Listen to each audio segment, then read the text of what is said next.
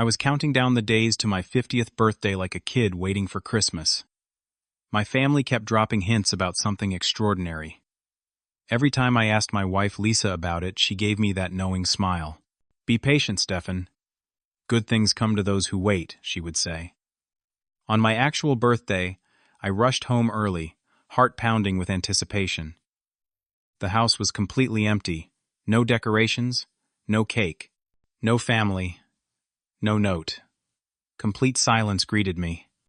Hours later, scrolling through my phone, I saw a photo of my entire family at a luxury beach resort in Maui. My son Jackson had captioned it, "He won't even notice we're gone, LOL." If you've ever felt betrayed by someone you loved, let me know where you're watching from.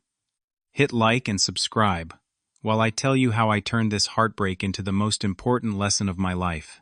For 22 years, I had been a dedicated software engineer at one of the major tech companies in Seattle. I climbed the corporate ladder through consistent performance and loyalty. I met Lisa during a company charity event 18 years ago. She was vibrant, intelligent, and ambitious, working in marketing for a competing firm. We fell hard and fast, getting married within a year. Our son Jackson came along 2 years later, followed by our daughter Avery 2 years after that.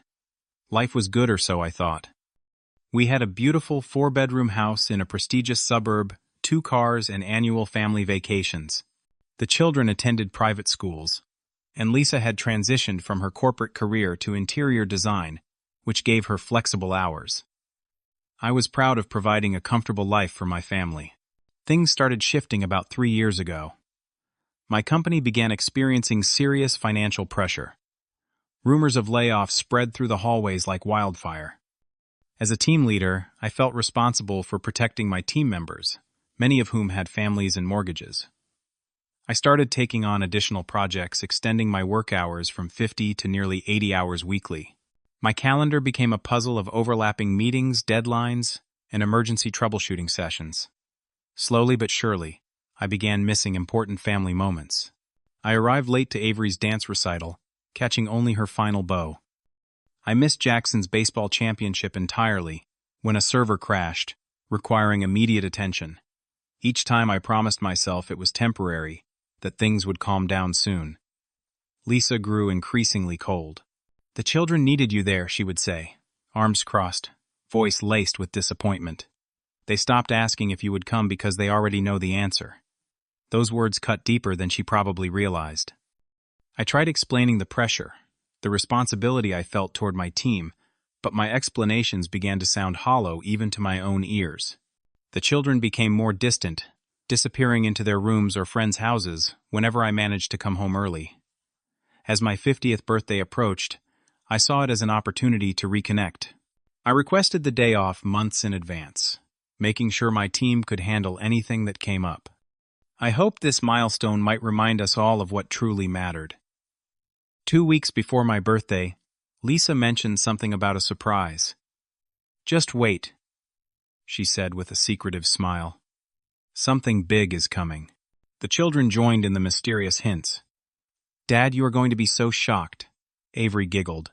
Jackson, typically disinterested in family matters, even looked up from his phone to add, "Yeah, it is going to be epic." For the first time in months, I felt a warm glow of anticipation.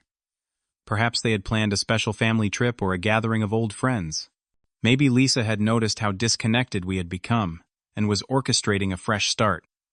The morning of my birthday, they seemed strangely casual.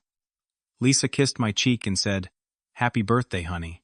We will celebrate later, okay?" The kids mumbled birthday wishes on their way out the door. I felt a twinge of disappointment, but reminded myself about the promised surprise. I went to the office for a quick team meeting, unable to fully concentrate as I wondered what awaited me at home. By 3 in the afternoon, I could not wait any longer.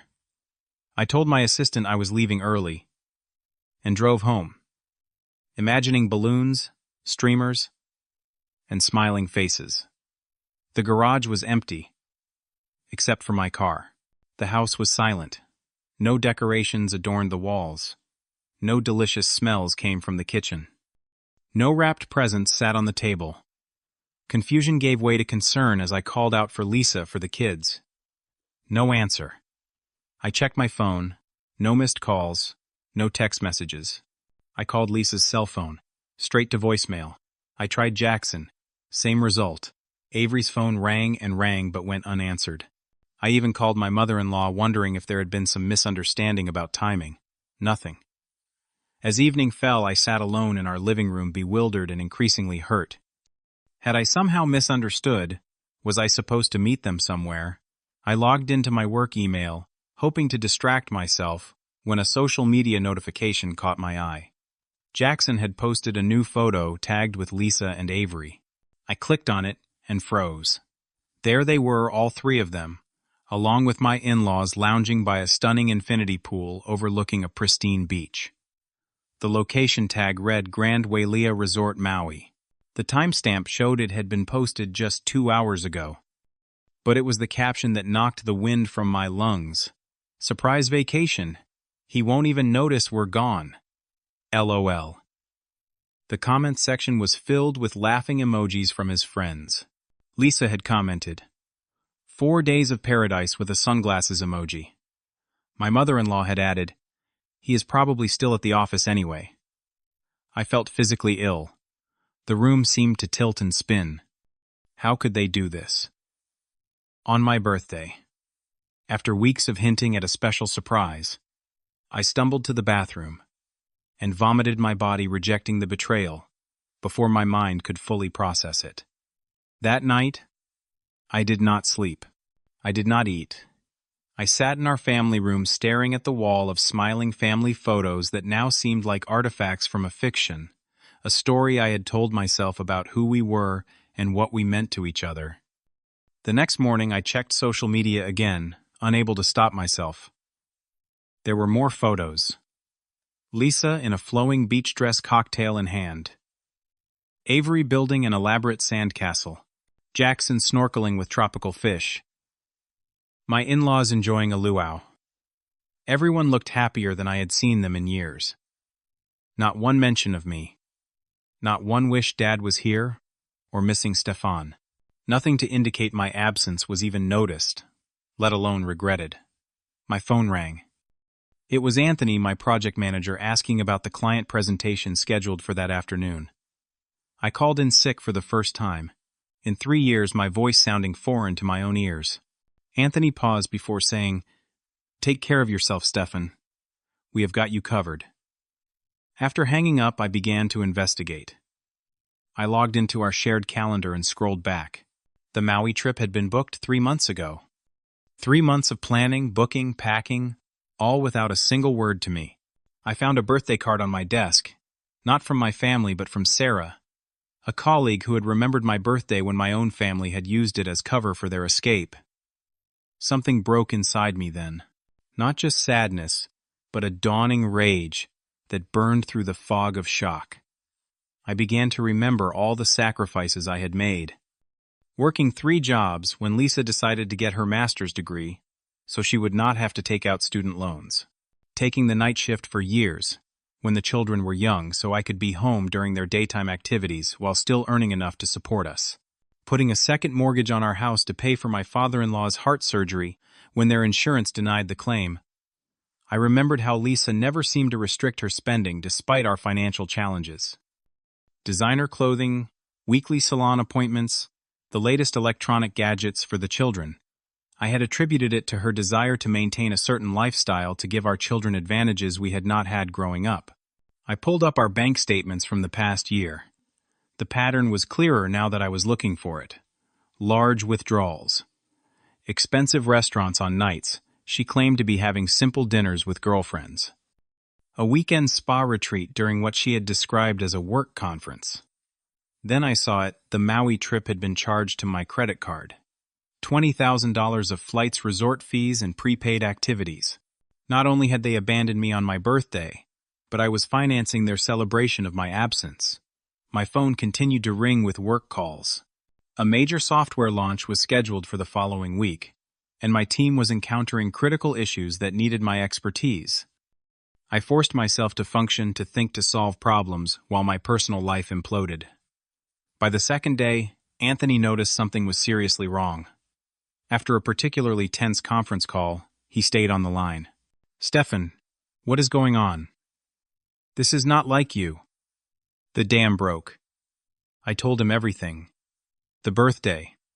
The empty house. The Maui photos. The caption. Anthony was silent for a long moment. I do not know how to say this, he finally said, but there have been rumors around the office. Lisa was seen having lunch with Mark from legal multiple times. They seemed close.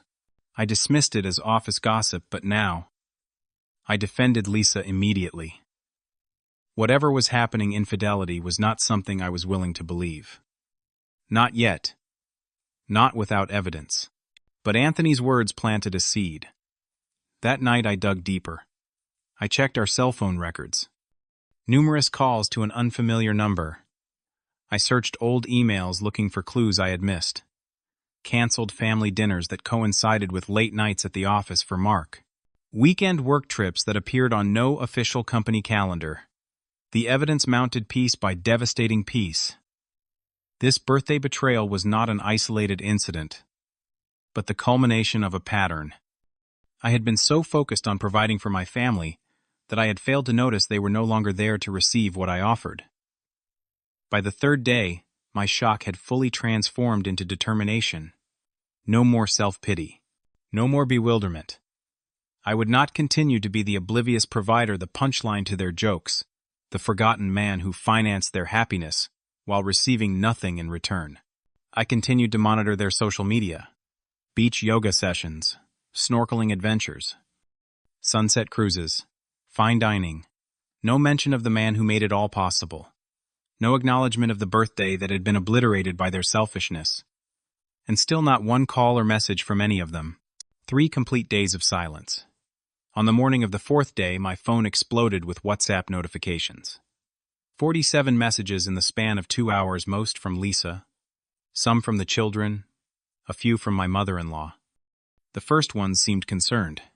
"Stefan, are you okay? Why aren't you answering your phone? And Dad, did something happen? Call us back." But as I scrolled through, the true nature of their concern became clear. "The cards are not working.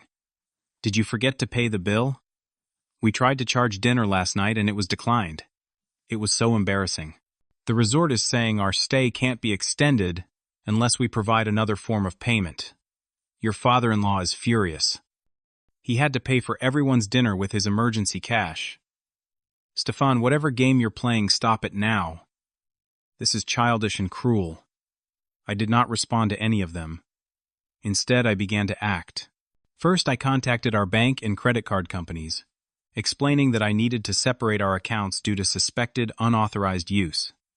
The customer service representative was sympathetic and efficient, helping me establish new accounts in my name only and transferring half of our joint savings.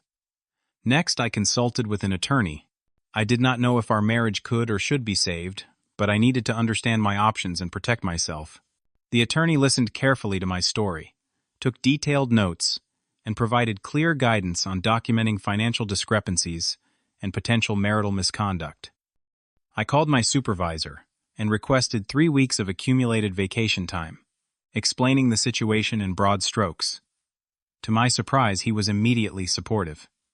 "Family comes first, Stefan. We will manage. Take the time you need to sort this out." With professional matters handled, I turned to our home. For years, Lisa had controlled every aspect of our living space, from furniture to wall colors to the arrangement of family photos. Now I began to reclaim the space as my own. I removed photographs that suddenly felt like painful fiction. I rearranged furniture to create a meditation corner where Lisa's decorative table had stood. I repainted the master bedroom, from her chosen eggshell white to a soothing blue that helped me sleep. I found a therapist who specialized in betrayal trauma and booked twice weekly sessions.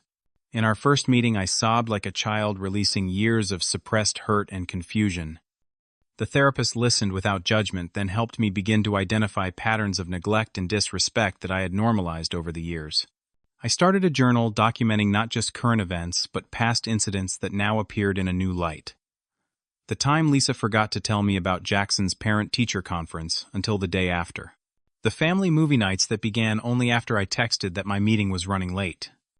The birthday gifts that showed no knowledge of my interests or desires. Physical transformation became another outlet for my energy. I joined a gym committed to daily workouts that left me exhausted but centered.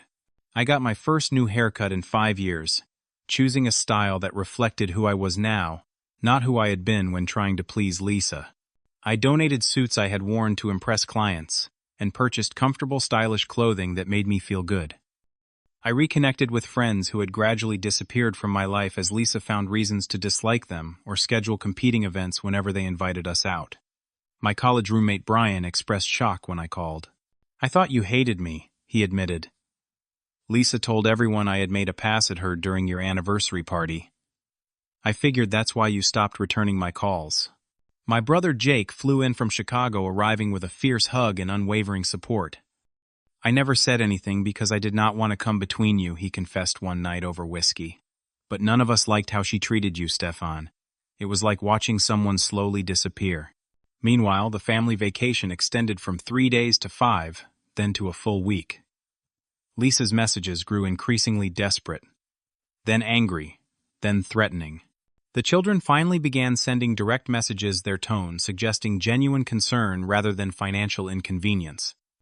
"Dad, are you okay? Mom is really freaking out." "Dad, please just answer. We're worried something happened to you." I crafted my responses carefully, not from emotional reactivity, but from newfound clarity. I did not want to punish them. I wanted to establish that their actions had consequences, that I was a person deserving of consideration, not an ATM with no feelings.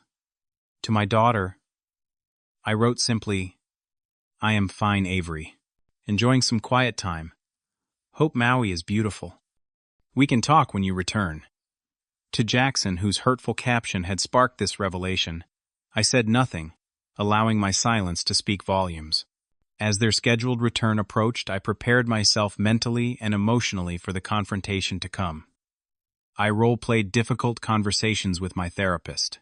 I established clear boundaries and non-negotiables with the help of Jake, who promised to be on standby if I needed backup. On day 7, my home security app notified me of movement at the front door. They had returned early, likely due to their financial situation, but I was not home to greet them. Jake and I were at a coffee shop 3 miles away, giving me space to breathe before the inevitable storm.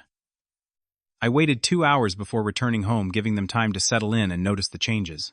When I pulled into the driveway, I felt surprisingly calm. The time for shock and hurt had passed. Now was the time for honesty and consequences. Lisa met me at the door, her face a mask of indignation despite her red-rimmed eyes. "Where have you been?" she demanded. "We have been worried sick. Why did you cut off our cards? Do you know how humiliating that was?" Jackson and Avery hovered in the background, looking uncertain and uncomfortable. My in-laws' rental car was nowhere to be seen, suggesting they had checked into a hotel rather than face me. I walked past Lisa without answering and set my keys on the kitchen counter, which was cluttered with their hastily discarded beach bags and souvenirs. "I think we need to talk," I said quietly. "All of us. In the living room. 5 minutes." When we gathered, I remained standing while they sat tensely on the couch. "I want to understand something." I began, my voice steadier than I had expected. "When you were planning this vacation 3 months ago, scheduling it specifically over my 50th birthday, what was the conversation like? What did you say to each other about leaving me behind? About posting photos where I would see them? About Jackson's caption, 'Silence'?" Lisa looked at the children as if expecting them to answer. Jackson stared at the floor. Avery twisted a strand of hair around her finger, a nervous habit from childhood. "No one wants to explain," I continued. "Then let me tell you what I have been doing while you were gone. I have been looking at our finances, I have been speaking with lawyers, I have been reconsidering every aspect of our family dynamic, and I have reached some conclusions." Lisa's face paled.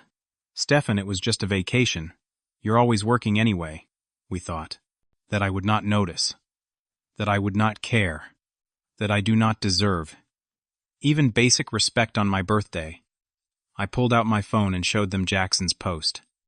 Does this look like love to you? Does this look like a family that values each other?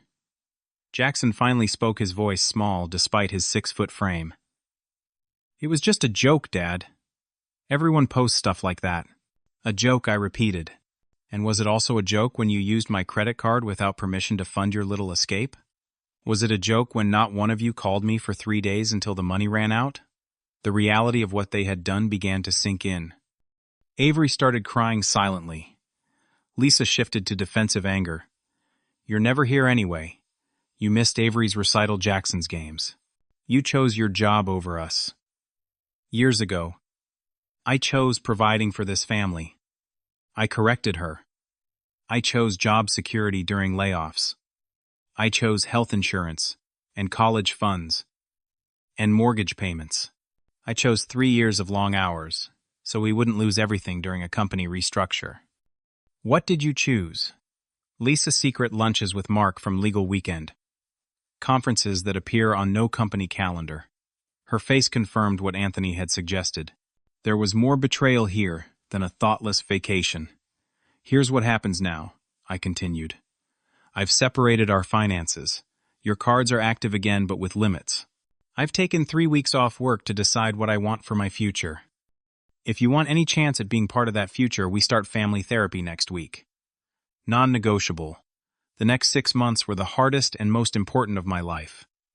Individual therapy, couples therapy, family sessions where painful truths emerged like splinters working their way to the surface. Jackson admitted feeling abandoned by my work schedule, but acknowledged using it as an excuse for his own increasingly disrespectful behavior. Avery confessed feeling torn between loyalty to her mother and love for me.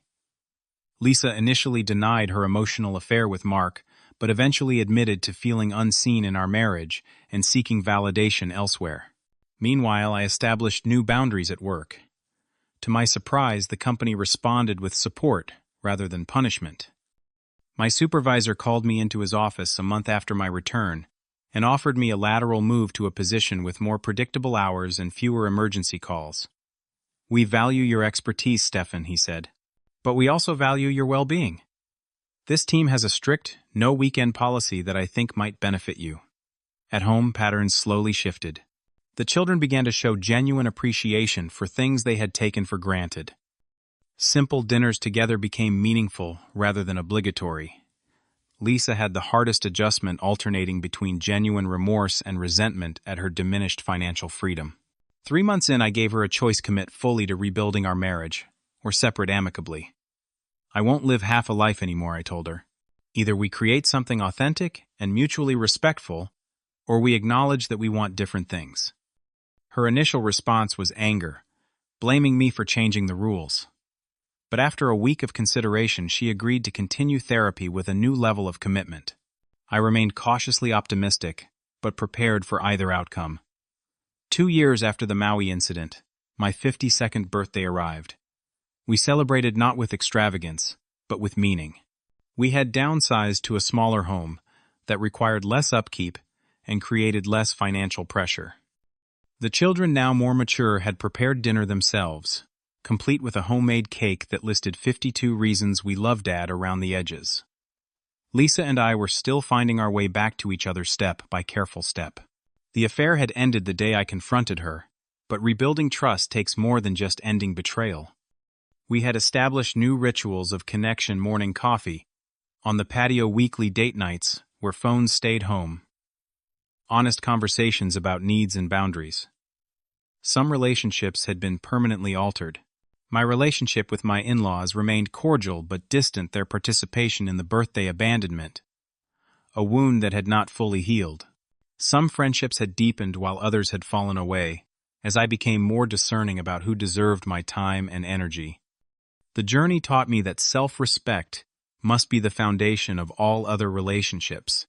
For years I had confused sacrifice with self-erasure, believing that providing material comfort was the same as providing emotional presence. I'd allowed my identity to be reduced to my function breadwinner, problem solver, steady presence, who required nothing in return. Now I understand that true love requires mutuality and respect. That family is built on actions, not titles. That showing children what healthy boundaries look like is as important as providing for their material needs. That marriage must be a partnership, not a transaction. I still work hard, but I work smart. I still provide for my family, but not at the cost of my dignity. I still love deeply, but not blindly. My life was not destroyed by betrayal, but reimagined through the courage to stand for my worth. The peace I feel now comes not from perfect circumstances, but from authentic relationships built on mutual respect, rather than convenience or habit. What about you? Have you ever found yourself giving everything while receiving little in return? How did you recognize your worth and establish healthier boundaries? Share your experience in the comments below, and if this story resonated with you, please like, subscribe, and share with someone who might need to hear that they deserve more than they are settling for.